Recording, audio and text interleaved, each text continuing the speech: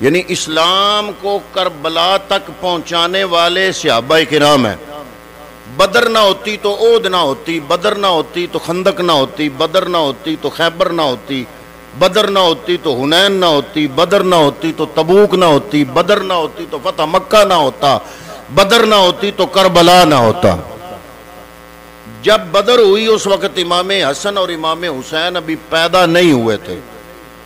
اللہ رب العالمین نے قرآن مجید میں اس دن کا ذکر فرمایا، وَلَقَدْ نَصَرَكُمُ اللَّهُ بِبَدْرٍ، اللہ نے بدر میں تمہاری مدد فرمائی، وَأَنْتُمْ أَذِلَّةٌ، جبکہ تم بڑے کمزور تھے۔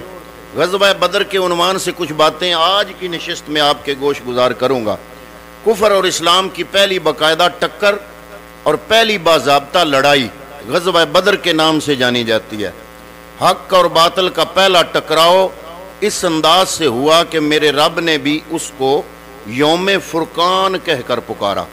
جب حضور نے اعلان نبوت کیا، آپ جانتے ہیں کہ پورے قریش اور کفار حضور صلی اللہ علیہ وآلہ وسلم اور حضور نبی کریم صلی اللہ علیہ وسلم کے غلاموں پر ٹوٹ پڑے۔ طرح طرح کی اذیتیں مکے کی زندگی میں آئیں مسلمانوں کو، پریشانیاں، دکھ، مصیبتیں، نکتہ چینیاں، ناموافق حالات کے جھکڑ چلے۔ کیا کچھ نہیں تھا جو حضور صلی اللہ علیہ وآلہ وسلم نے سہا نہ ہو۔ راہوں میں کانٹے بھی بچھائے گئے، گڑھے بھی کھودے گئے، آوازیں بھی کسے گئے، طرح طرح کی اذیتیں دی گئیں۔ حضور صلی اللہ علیہ وسلم کے غلاموں کو مشق ستم بنایا گیا، تپتے ہوئے سنگریزوں پر حضرت بلال حبشی کو گھسیٹا گیا، بی بی سمیہ کو ابو جہل نے مکے کے چوک میں قتل کیا۔ یہ اسلام کی پہلی شہیدہ ہیں جن کے خون سے مکے کی سرزمین لالا زار بنی۔ حضرت یاسر کو شہید کیا گیا، عمار کے والد اور والدہ کو۔ کون کون سے دکھ تھے اور دکھوں کی کون کون سی قسم تھی جو ازمائی نہ گئی ہو۔ پھر حضور طائف گئے، جو مصیبتیں، جو دکھ وہاں پہنچے، وہ ایک الگ دردناک کہانی ہے۔ ام المومنین سیدہ عائشہ صدیقہ نے ایک دفعہ سوال کیا، یا رسول اللہ آپ کی زندگی میں سب سے مشکل دن احد کا تھا؟ فرمایا نہیں، احد سے بھی بڑا مشکل دن وہ تھا جب میں طائف گیا تھا اور لوگوں نے مجھے پتھر مارے تھے۔ پھر اللہ تعالیٰ نے حکم ہجرت فرمایا چھوڑ دو اس بستی کو، مکے والے قدردان نہیں، یہ لوگ آپ کی راہوں میں کانٹے بچھا رہے ہیں، دکھ دے رہے ہیں، مدینے والے تمہاری راہیں تک رہے ہیں، جاؤ اور جا کے اپنی زیارت کی دولت سے مدینے والوں کو مالا مال کرو۔ حضور جب گئے، مدینے والوں نے جس طرح استقبال کیا وہ تاریخ کا روشن باب ہے۔ طالع البدر علینا کی صدائیں جس طرح گونجی، آج بھی تاریخ کے اوراق بھرے پڑے ہیں۔ ابو جہل کو مسلمانوں کا یہ چین ایک آنکھ نہ بایا، اس نے پورے عرب سے رابطہ کر کے 1000 شاہ سوار جنگ کے لیے تیار کر لیے اور بدر کے میدان میں آنے کے لیے روانہ ہوا۔ ہر منزل پر ہر روز کوئی نہ کوئی سردار دعوت کرتا، 8 یا 10 اونٹ ذبح کرتا، اور یہ قافلہ بدر کی طرف بڑھ رہا تھا۔ ادھر حضور نے صحابہ کو جمع کیا، مٹھی بھر جماعت، ایک چھوٹا سا گھونسلہ جو میرے نبی نے تیار کیا تھا، ایک چھوٹی سی کائنات اور چھوٹی سی دنیا جو حضور نے تیار کی تھی۔ حضور نے فرمایا صحابہ مجھے مشورہ دو، اشیروا علی ایھا الناس، لوگو مجھے بتاؤ کہ اب کیا کیا جائے۔ حضرت ابو بکر اور حضرت عمر فاروق نے عرض کی حضور آپ جو چاہیں ہم آپ کے ساتھ ہیں۔ حضرت مقداد نے عرض کی حضور آپ برق الغمات تک بھی جانا چاہیں تو ہم آپ کا ساتھ دیں گے۔ حضور نے پھر ارشاد فرمایا اشیرو، دوبارہ پوچھا اشیرو علی ایھا الناس، تو حضرت سعد بن معاذ اٹھے، عرض کرنے لگے شاید اب حضور کی مراد انصار سے ہے، میں انصار میں سے ہوں۔ ادب سے عرض کی انصار ہیں ہم یا رسول اللہ، غلامان شہ ابرار ہیں ہم یا رسول اللہ، اگر ارشاد ہو بحر فنا میں کود جائیں ہم، ہلاکت خیز گردابے بلا میں کود جائیں ہم، نبی کا حکم ہو تو پھاند جائیں ہم سمندر میں، جہاں کو محو کر دیں نعرہ اللہ اکبر میں۔ قریش مکہ تو کیا چیز ہیں، قریش مکہ تو کیا چیز ہیں، دیووں سے لڑ جائیں، سنانے نیزہ بن کے سینہ باطل میں گڑ جائیں۔ آقا کریم بڑے خوش ہوئے، فرمایا چلو پھر بدر کی طرف پیش قدمی کرو۔ 313 افراد پر مشتمل قافلہ جب مدینے سے نکلا تو عجیب حالت تھی۔ تھے ان کے پاس 2 گھوڑے، 6 زریں، 8 شمشیریں، پلٹنے آئے تھے یہ لوگ دنیا بھر کی تقدیریں۔ یہ لشکر ساری دنیا سے انوکھا تھا، نرالا تھا کہ اس لشکر کا افسر ایک کالی کملی والا تھا، عجب رنگ تھا اس لشکر کا، چشم فلک نے کبھی ایسا منظر نہیں دیکھا ہوگا۔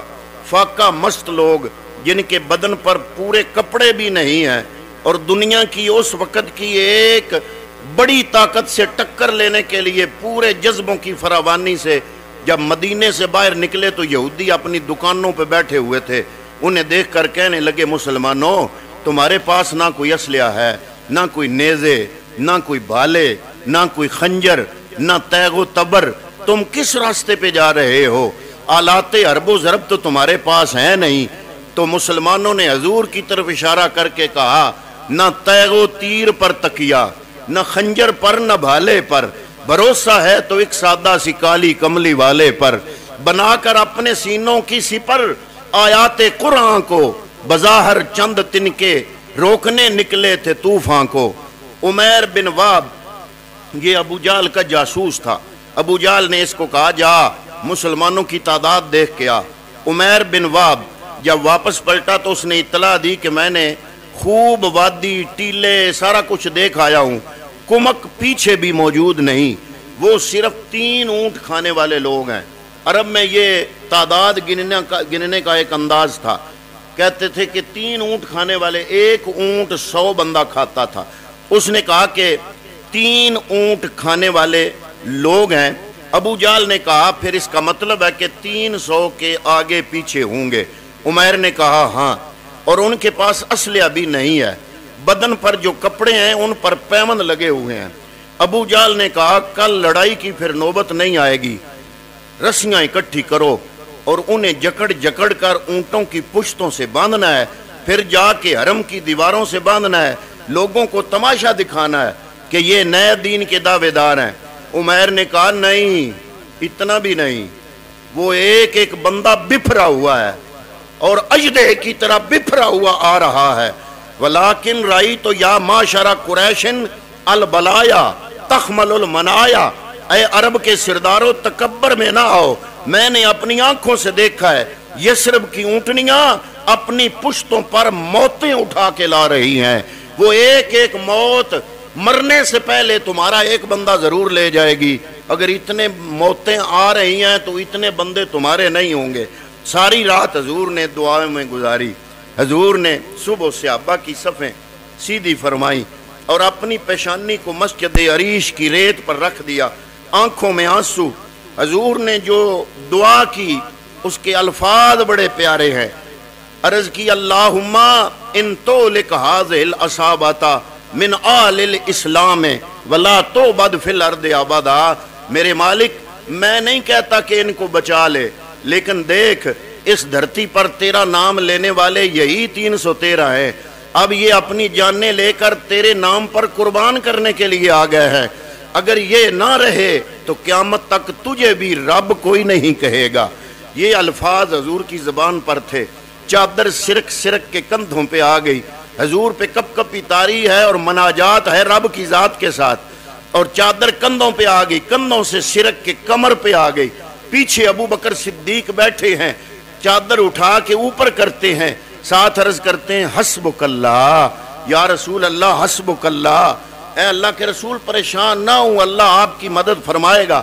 لیکن حضور کی آنکھوں میں مسلسل آنسو، اور کہتے ہیں کہ اے میرے مالک یہی مٹھی بھر میری زندگی کی کمائی ہے، روئے زمین پر یہی 313 ہیں جو تیرے نام لیوا ہیں، اگر یہ نہ رہے تو قیامت تک تجھے بھی رب کوئی نہیں کہے گا۔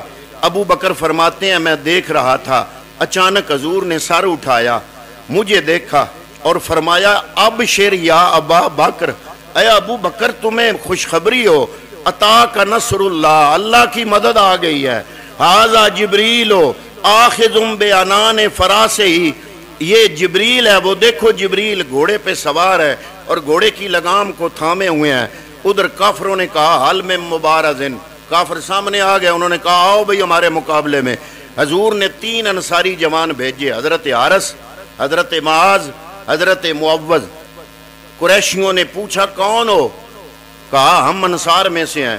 کہا جاؤ چلے جاؤ، ہمارا تمہارے ساتھ کوئی مقابلہ نہیں، ہمارے جوڑ کے لوگ بھیجو، تم مدینے والے انصار ہو، کاشتکار ہو، ہم تمہیں کچھ نہیں سمجھتے، جو ہمارے ہیں قریش کے مکے سے ادھر گئے ہوئے، ہمارے جوڑ کے لوگ بھیجو۔ انہوں نے آ کے عرض کی حضور یہ اتنے متکبر ہیں، کہتے ہیں تم ہمارے جوڑ کے نہیں ہو۔ حضور نے فرمایا قوم یا حمزہ، قوم یا عبیدہ بن جراح، قوم یا علی المرتضی۔ انہوں نے پوچھا کون؟ جب یہ تینوں اکٹھے ہو کے سامنے آئے نا تو زریں پہنی ہوئی تھی نا، تو وہ پوچھتے ہیں اب کون آئے ہو؟ انہوں نے کہا میں علی ہوں، ایک نے کہا میں عبیدہ ہوں، ایک نے کہا میں حمزہ ہوں۔ کہا ہاں اب ہمارے جوڑ کے آئے ہیں۔ پھر حضرت علی فوراً جھپٹے، آپ نے ایک ہی بار میں آپ نے جو مد مقابل تھا اس دشمن کا کام تمام کیا۔ شیبہ، عتبہ اور ولید اس طرف سے آئے تھے، اور حضرت حمزہ نے بھی اپنے مد مقابل کا کام تمام کر دیا۔ حضرت ابو عبیدہ بوڑھے تھے، ان کی پنڈلی کٹ گئی، گودا باہر آ گیا۔ حضرت حمزہ اور حضرت علی فوراً آگے بڑھے، انہوں نے ان کی مدد کی اور ان کے مد مقابل کو قتل کیا۔ حضرت ابو عبیدہ کی آنکھیں کچھ ڈھونڈ رہی تھیں، پھر اچانک حضور نظر آئے، اپنے آپ کو گھسٹ کے حضور کی طرف کرنے لگے۔ چلتے چلتے گھسٹتے ابو عبیدہ حضور کے قریب پہنچے، اپنا سر حضور کے قدموں میں رکھا، عرض کیا حضور کیا میں شہید نہیں ہوں؟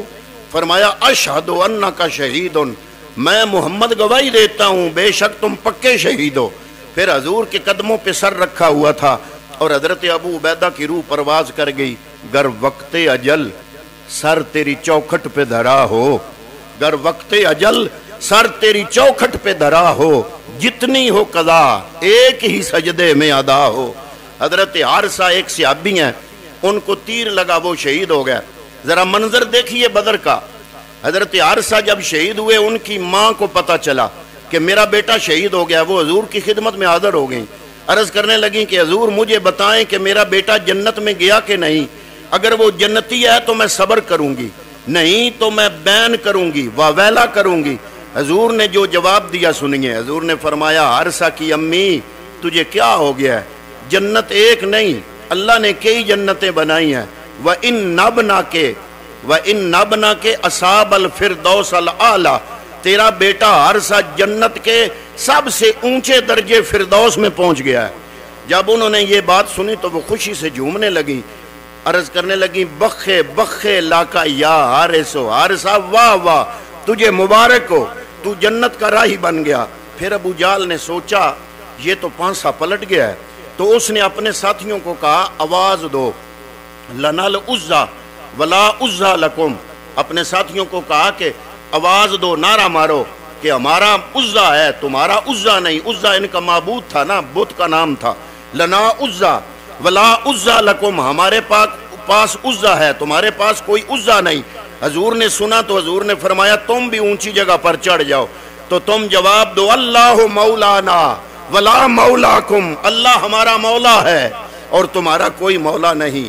حضرت عبد الرحمن بن عوف جو عشرہ مبشرہ میں سے ہیں، آپ فرماتے ہیں کہ میں کھڑا تھا کہ 2 لڑکے آ گئے 9 عمر، کہنے لگے چچا آپ ابو جہل کو جانتے ہیں؟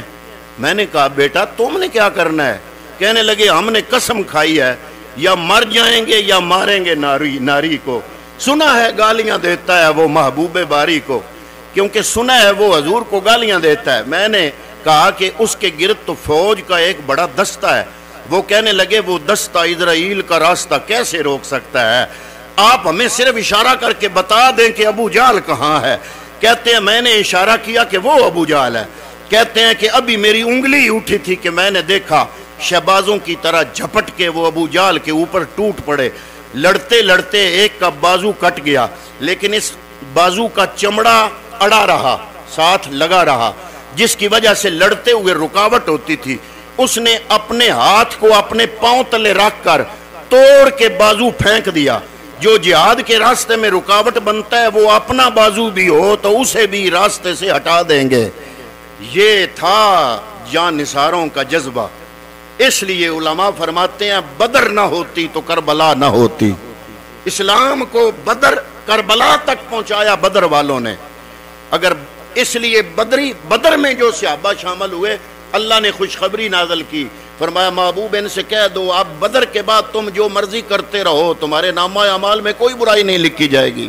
حضور کے سارے صحابہ میں سے بدری صحابہ جو ہیں ان کی قدر عزت اور فضیلت اس لیے زیادہ تھی کہ بدر کے اندر اپنی تن من دھن صحابہ اکرام نے دین اسلام پر قربان کر دیا تھا. تو وہ جب رکاوٹ بنی تو انہوں نے اپنے بازو کو اپنے پاؤں کے نیچے رکھا, اس کو اکھاڑ کے پھینک دیا. تو ابو جال کی جا کر پہلے ٹانگیں کاٹی, پھر اس کو قتل کیا, پھر دوڑے دوڑے حضور کے پاس آئے. ننی ننی تلواریں, چھوٹے بچے, ایک کا نام معاذ اور ایک کا نام معوذ, ایک کی عمر 8 سال ایک کی عمر 10 سال, افرا کے بیٹے, یہ دونوں حضور کے پاس آئے. ایک نے کہا حضور ہم نے ابو جال کو قتل کر دیا. دوسرا کہنے لگا نہیں نہیں حضور میں نے قتل کیا ہے. یہ آپس میں میٹھی لڑائی لڑنے لگے. حضور صلی اللہ علیہ وسلم فرمانے لگے تم نے تلواروں کو دھویا تو نہیں ابھی؟ کہا نہیں حضور. فرمایا لاؤ اپنی تلواریں. جب تلواریں لائی گئیں تو دونوں کو خون لگا ہوا تھا. حضور نے فرمایا کلا کما قاتلہ, تم دونوں نے مل کر اسے قتل کیا. یہ غزوہ جاری تھا, کافر کٹ کٹ کر گر رہے تھے اور اللہ تعالیٰ نے اسلام کو فتح دی اور 70 افراد مارے گئے, کافر 70 مارے گئے. 70 کافروں کو گرفتار کیا گیا, باقی دم دبا کر بھاگ گئے. سخت سراسیمگی کا عالم, نعرہ تکبیر لگ رہے تھے. صحابہ حضور کو دیکھتے ہیں اور میدان جنگ میں کود پڑتے ہیں. آواز آئی اقدم ہیزوم, ہیزوم آگے بڑھو. صحابہ نے عرض کی حضور صلی اللہ علیہ وسلم یہ ہیزوم کون ہے؟ آواز دینے والا بھی نظر نہیں آتا اور آواز آتی ہے کہ ہیزوم آگے بڑھو. فرمایا یہ جبریل کی آواز ہے اور ہیزوم جبریل کے گھوڑے کا نام ہے. وہ اپنے گھوڑے کو کہتا ہے کہ نبی کے صحابہ تو جانیں کٹا رہے ہیں, تم بھی ہے میرے گھوڑے آگے بڑھو. تو اللہ نے اسلام کو فتح و نصرت عطا فرمائی. اگر بدر میں صحابہ قربانی نہ دیتے تو آج اسلام کا پرچم ہمیں نظر نہ آتا. تو بدر میں صحابہ نے اسلام کو بچایا, کربلا میں امام علی مقام نے اسلام کو بچایا. دعا ہے کہ اللہ رب العالمین ان صحابہ کرام جنہوں نے بدر میں قربانیاں دی ان کی مرکز پر کروڑا رحمتوں کی برسات فرمائے. وما علیہ الا البلاغ المبین.